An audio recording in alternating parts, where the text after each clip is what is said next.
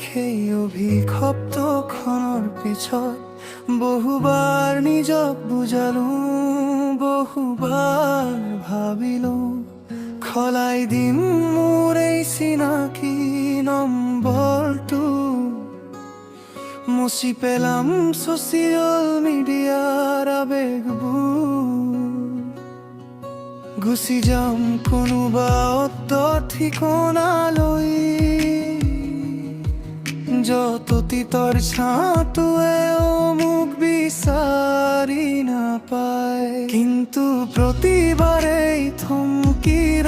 এটা অবুজা খাই মোৰ হাতখন ধৰে, যদি কোনোদিন খচাটোৱে হঠাতে ব্যস্ততাৰ অভিৰ ফালি তুমি মোক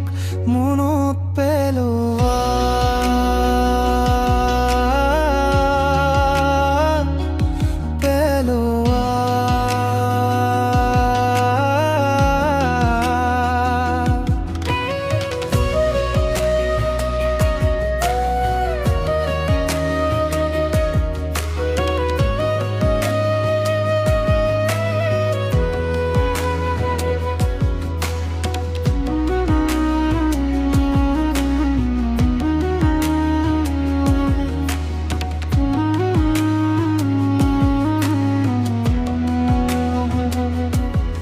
যদি বহুদিনৰ অন্তত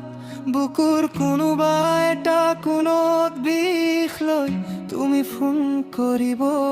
বিচৰা, আৰু ইপাৰৰ পৰা যদি ভাহি আহে সেই যান্ত্ৰিক স্বৰ,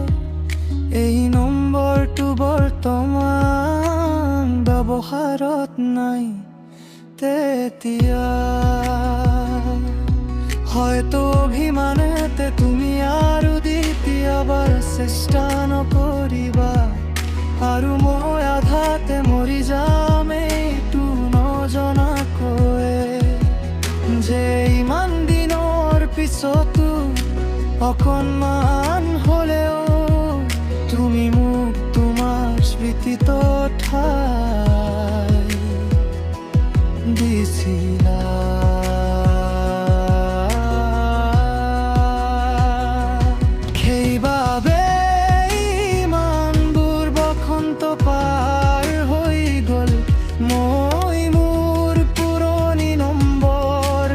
সলনি কৰা নাই, আজি একেদৰে খজিব হৈ আছে, মই তোমাৰ কলৰ বাবে বাট চাই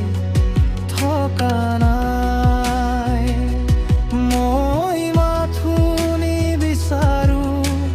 কোনোবা এতে নিসংগ নিশা,